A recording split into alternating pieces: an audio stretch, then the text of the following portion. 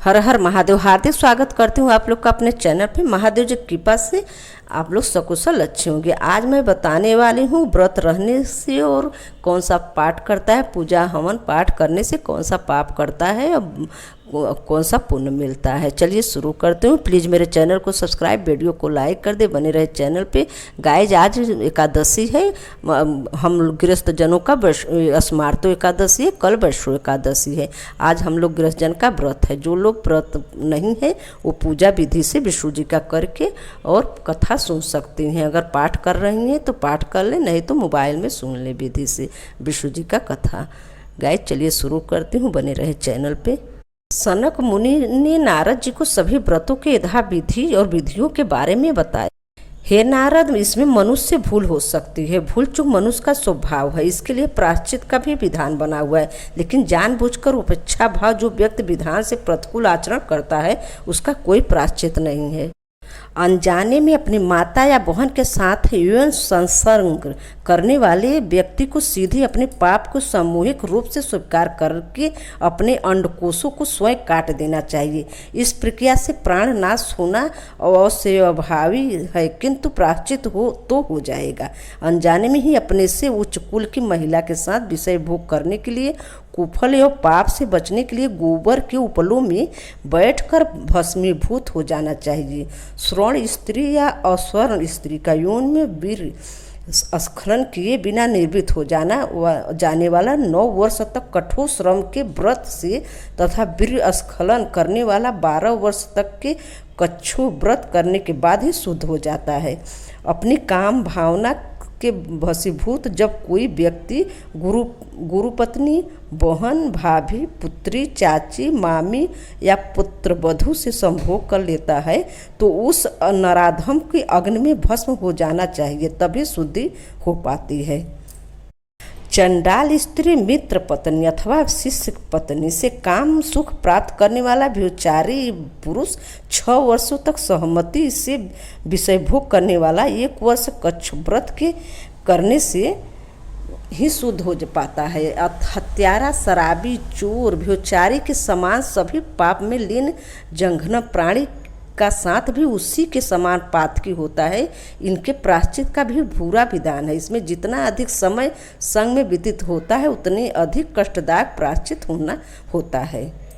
हे नारद, यदि किसी ब्राह्मण द्वारा अन्य वर्णों के किसी प्राणी का हत्या या वध हो जाए तो क्षत्रिय वध में 6 वैश्य वध में 3 तथा शूद्र वध में 1 वर्ष पर्यंत श्रमम कठोर कच्छ व्रत धारण करने के पश्चात प्रायश्चित करना ही एकमात्र उपाय है। किसी बूढ़े व्यक्ति, कामातुर व्यक्ति, युगल अथवा स्त्री या बालक की हत्या का दोष भी कठोर दंड भुगतने पर ही व्यक्ति को पाप मुक्त दिला पाता है। मदिरा का पीना बड़ा भयंकर पाप है। मदिरा सेवन करने वाला यदि प्रायश्चित करना चाहे तो उसे चाहिए कि वह स्नान करके गीले वस्त्र धारण करके लोहे, तांबे या सीसा धातु के पात्र में दूध, घी, गौ का मूत्र को गर्म इस प्रकार पी ले कि मृत हो जाए। यही एकमात्र पाप का मुक्ति उपाय है। हाँ, यदि किसी रोग से मुक्ति के लिए मदिरा का प्रयोग औषधि रूप में आवश्यक है तो इससे शुद्धि के लिए चंद्रायण व्रत करके पाप मुक्त की जा सकती है।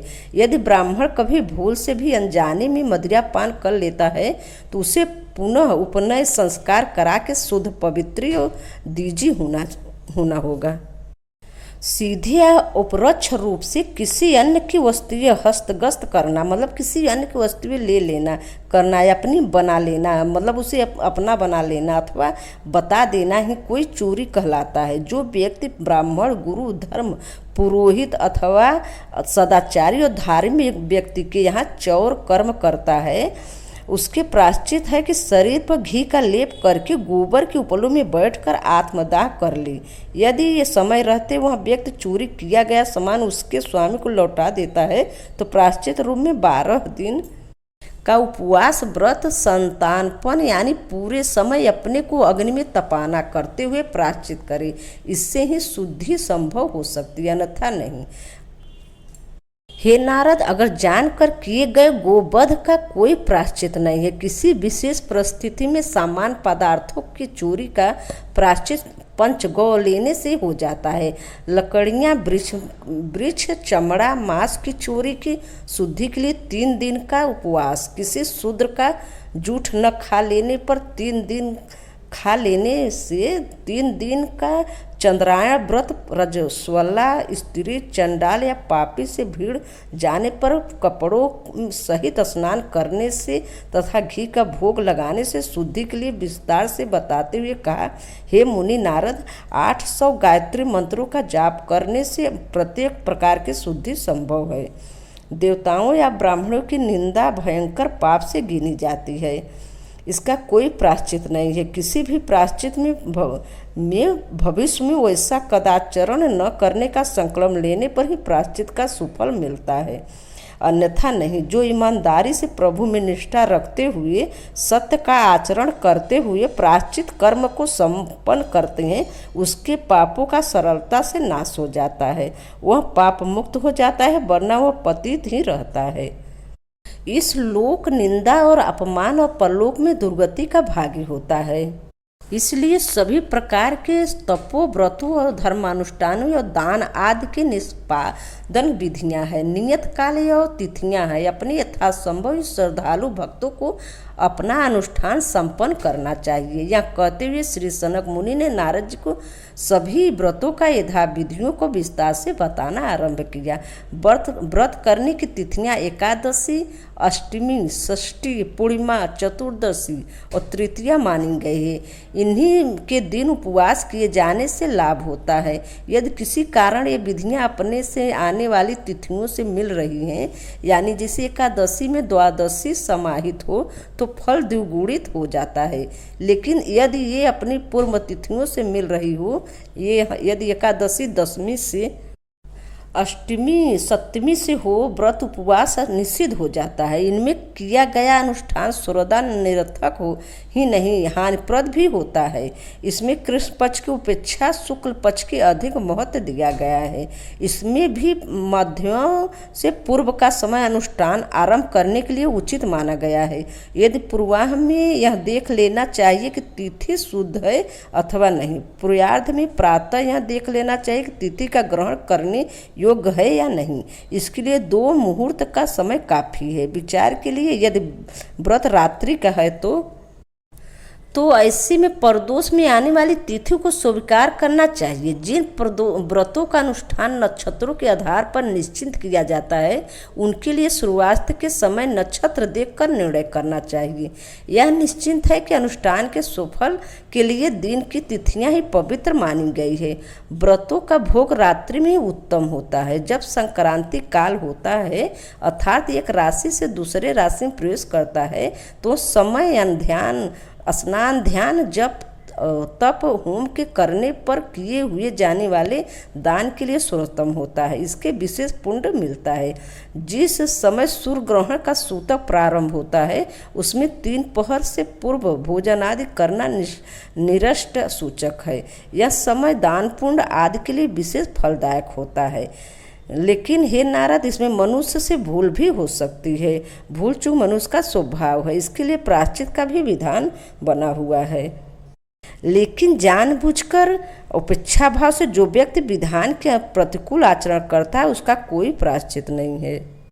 सनक मुनि जी ने नारद मुनि को सभी तरह से बताया। भगवान विष्णु का स्मरण, उन्हीं के नामों से अनुरूपति, ध्यान, अर्चना और श्रद्धा पूर्वक भजन पूजन करने वाला सभी पापों से सहज ही निर्मित पा लेता है। यह कहना चाहिए कि पूर्ण निष्ठा से सच्चे मन से किए गए प्रायश्चित का ही सुफल मिलता है। यह एक मनुष्य जन्म बड़े पुण्यों को फलस्वरूप प्राप्त होता है। विद्युत ही चमक के समान वह अवसर क्षण भंगुर है। जो व्यक्ति ऐसा दुर्लभ अवसर पाकर भी अपनी उपेक्षा से इसे गंवा देते हैं, उनको मूर्ख और अभागा कहा जा सकता है। मनुष्य को चाहिए कि वह मोह, अहंकार, काम, क्रोध, परनिंदा जैसी कुत्संसाओं से मुक्त होकर केवल श्री विष्णु के नाम का स्मरण और भजन पूजन में समय लगाए।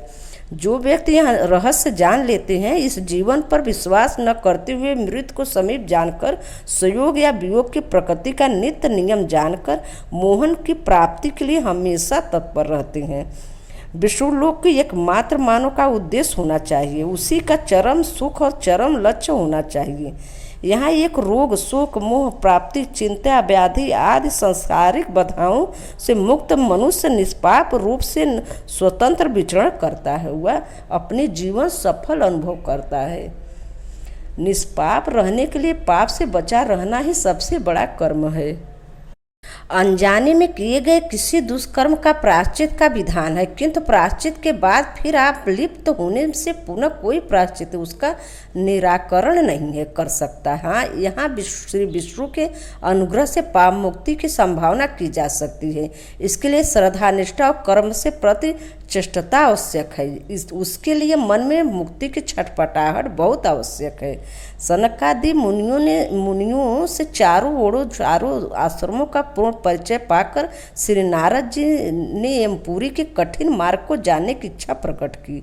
तब सनकादि ने उनकी जिज्ञासा शांत करने के लिए कहा, यमराज का मार्ग पुण्यदाताओं के लिए सम्मानजनक और सुखकारी होता है, जबकि पापतामाओं के लिए घोर सद और दुखदायी होता है। यमलोक इस पृथ्वी से 3,84,000 कोस दूरी पर स्थित है। पापी इस मार्ग पर जाते हुए भूख प्यास से त्रस्त वस्त्रहीन पीड़ा अनुभव करते हुए, धूप में पसीना बहाते हुए, यमदूतों के कोड़ों को सहन करते हुए, कहीं दवानल अग्नि, कहीं तपती रेत में दहकते हुए, कहीं कांटों में, कहीं नोकदार पत्थरों से चोट खाते हुए, कहीं रक्त के रिश्ते हुए, कहीं दलदल में फंसते हुए चित्कार करते हुए, कहीं कठिन जंगलों में भटकते हुए एकमात्र पूरी करते हैं। यमलोक यात्रा में सुई की नोक वाले कीड़ों का दशा सहते हुए अत्यंत पीड़ित व्यक्ति हो जाते हैं। हिंसक पशु उन पर दहाड़ते हैं, दांतों से काटकर उन्हें नोचते हैं। यमदूत पापतामाओं को कुछ को रस्सी से बांधकर, कुछ को नाक में रस्सी बांधकर खींचते हुए उन्हें कष्ट पहुंचाते हैं।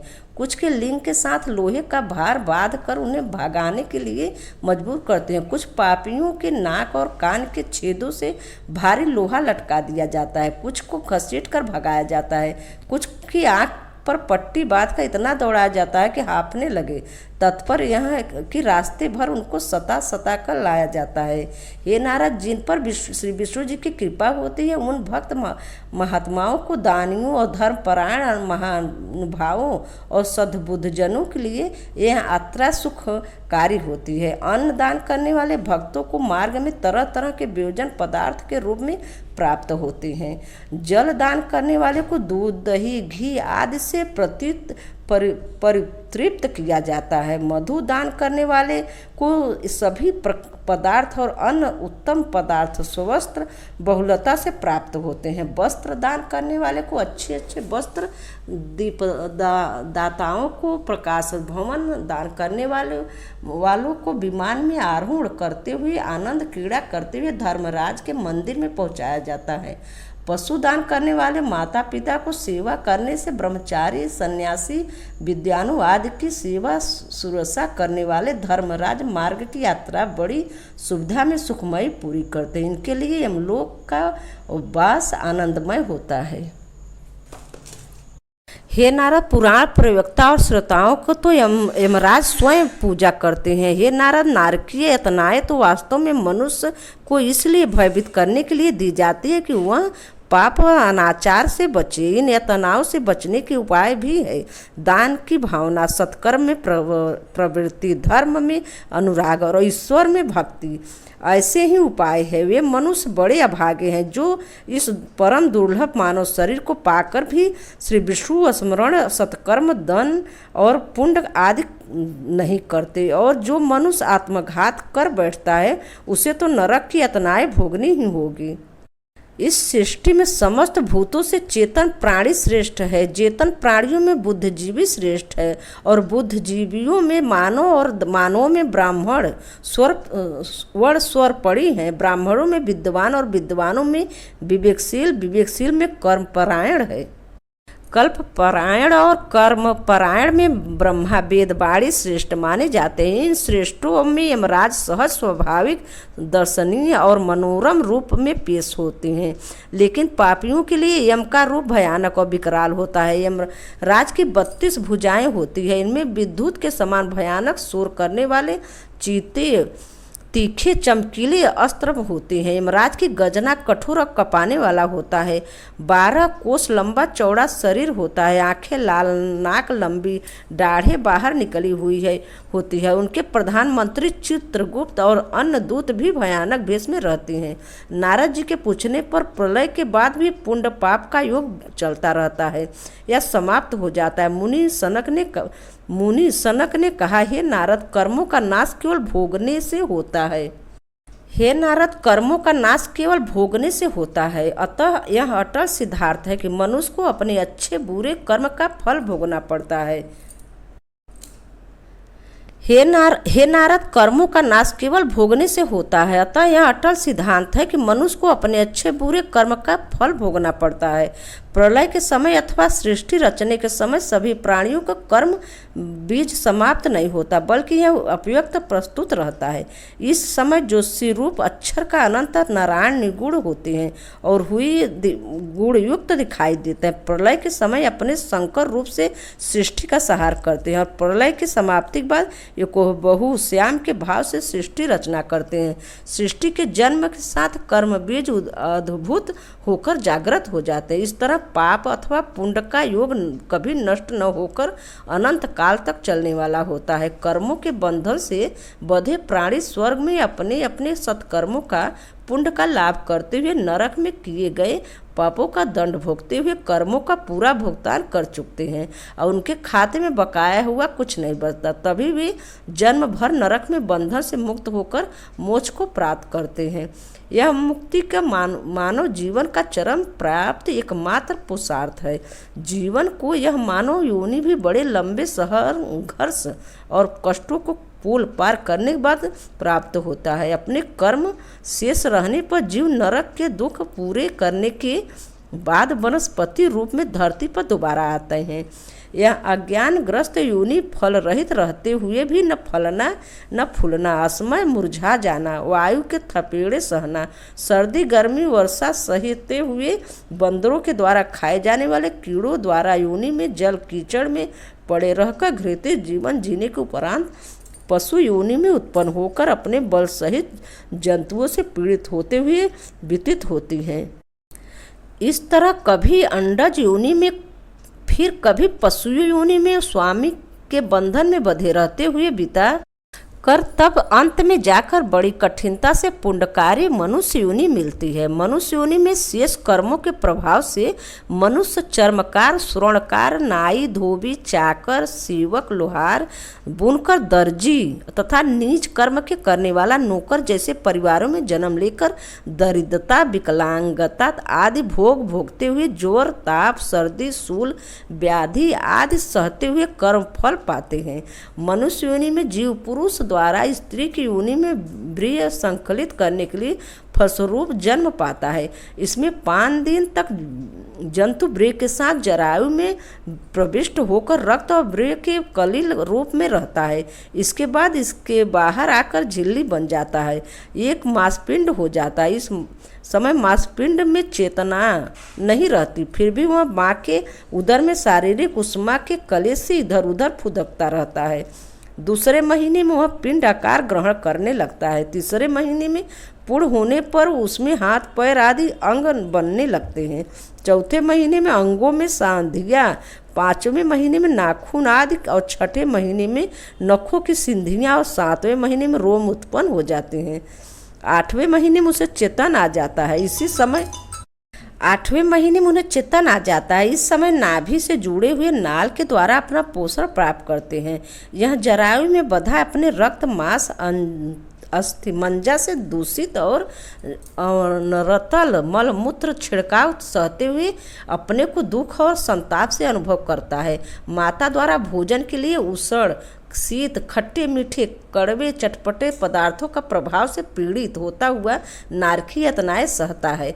माँ के पेशाब से दग्ध और दुखी जीवन में इतना इस दयनीय दशा पर रोता है, अपने उन कृत्यों के बारे में विचार करता है जिनके दुष्ट भाव के कारण उससे जन्म मरण के बंधन से पुनः फंसना न पड़े। पराई औरत गमन, परद्वभ, हरण, धान शक्ति, संतान मोह, क्रोध, मद, मोह, अहंकार आज से ऐसे अनेकों कर्मों पर माँ के गर्भ में जीव पश्चाताप करता है और संकल्प करता है कि इस जन्म में श्री विष्णु के स्मरण करते हुए सत्कर्म में प्रवृत्त होकर जीवन व्यतीत करेगा, क्योंकि जीव की यातनाएं असह्य होती है। इसमें अंग अंग दब जाता है या वह सर्द से कराह उठता है, यहाँ तक कि प्रसव वायु के दबाव से उत्पीड़ित अपनी माँ के कोख माँ की भी दुखी करता है और बड़ी ही वेदनीय प्रक्रिया से गुजर कर योनि से बाहर आता है। जीव इस समय लगभग संज्ञा शून्य हो जाता है, लेकिन संसार में आकर वायु का स्पर्श पाकर उसे धीरे धीरे चेतना आने लगती है, उसकी पुरानी स्मृतियां खो जाती है, यहाँ तक कि वह सारे कटु अनुभव, दुख, पीड़ाएं, प्रस्ताव और मुक्ति के लिए किए गए संकल्प सब कुछ भूलकर फिर से माया मोह के चक्कर में फंस जाता है। बचपन, खेल कूद, यौवन, विषय भोग, धनार्जन और परिवार के पोषण में तथा बुढ़ापा इंद्र शिथिल और दुर्बलता और रोग संघात से बीतने लगता है। इस समय उसे जब मृत्यु सामने दिखलाई पड़ती है तब वो सदगति, जीवन मरण का चक्र, आत्मद्वार याद आते हैं और तब उसे हरि स्मरण सूझता है। इस समय अपनी रोगी काया और था के बावजूद सत्कर्मों की इच्छा से वह जीना चाहता है, जबकि उसके परिवार जन उसको रोगी काया असमर्था के कारण उसके मरने की प्रतीक्षा करते हैं। मृत को प्राप्त जब उसे यमदूत ले जाते हैं तो यह अविवेक जीवी अपने दुष्कर्मों के कारण यमराज के कठोर बंधन में बंधा हुआ दुर्गम मार्ग में यमपुरी पहुंचता है और कर्म फल का भोग फिर चक्र शुरू हो जाता है। जिस तरह धातुओं को शुद्ध करने के लिए अग्नि में तपाया जाता है, उसी तरह जीव को शुद्ध पवित्र होने के लिए तथा कर्मों को क्षय के लिए संसारी अग्नि में तपता है। मोक्ष के लिए उसे अपने कर्मों का हिसाब किताब बराबर करना पड़ता है।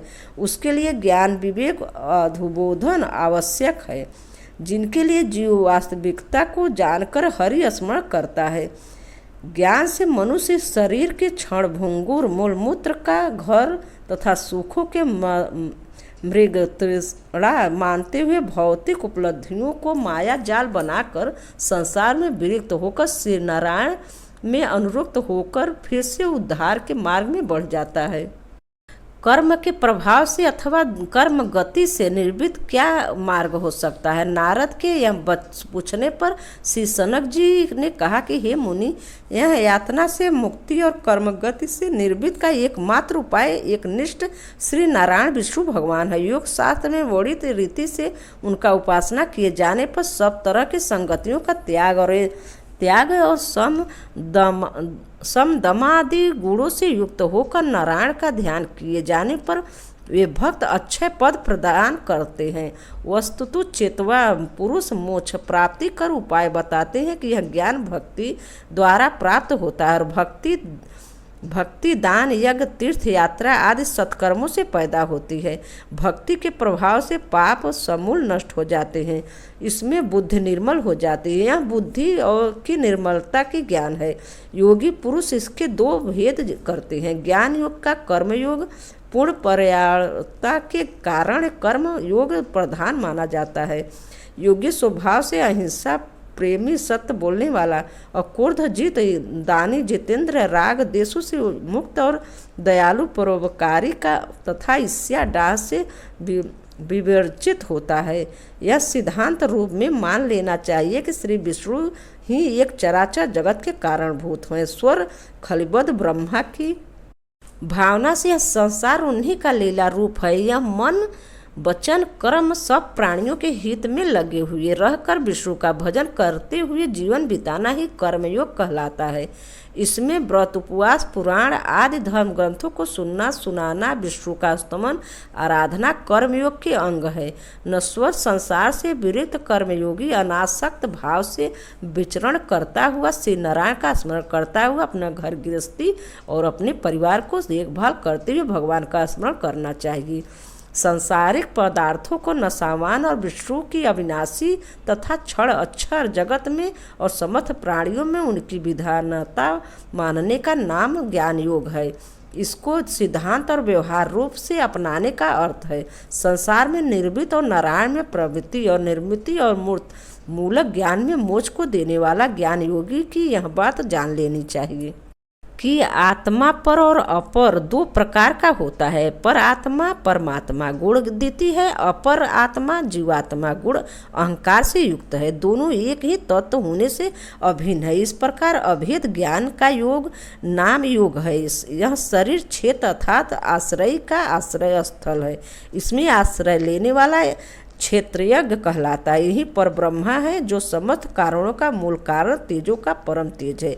माया के आवरण से पर और अपर आत्मा से भेद बुद्धि उत्पन्न हो जाती है। माया न सदपा और न असदुपा है, न सदुपा है, न विद्वान लोग इसे अज्ञान कहते हैं। इस भेद बुद्धि मूल अज्ञान से निवारण को ही माया का विजय बताया जाता है। इस अज्ञान के निवारण अर्थ एकमात्र साधन योग है। हम गृहस्थ जन को अपने परिवार के पालन पोषण करते हुए, अपने गृहस्थ आश्रम धर्म निभाते हुए, अपने परिवार का से पीछा न छुड़ाते हुए, उसका धर्म पूरी तरह निभाते हुए, अपने विष्णु भगवान का स्मरण करते हुए, अपने साधन क्रिया करते हुए, पूजा पाठ करते हुए अपनी जिंदगी धर्म युग से बिताना चाहिए।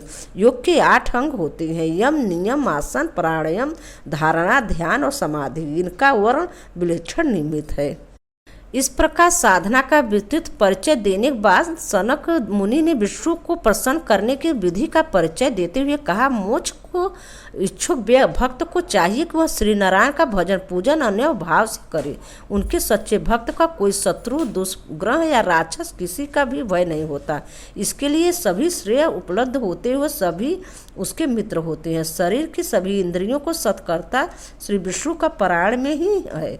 मंदिर में जाने वाले पैर, अर्चना करने वाले हाथ, दर्शन करने वाले नेत्र, हरि नाम सुनने वाले कान और उच्चारण करने वाला जीव श्री नारायण के समर्पण में लगाने से ही इनका होना सार्थक होता है। सांसारिक मोह बंधन का टूटना भगवत कृपा से ही संभव है।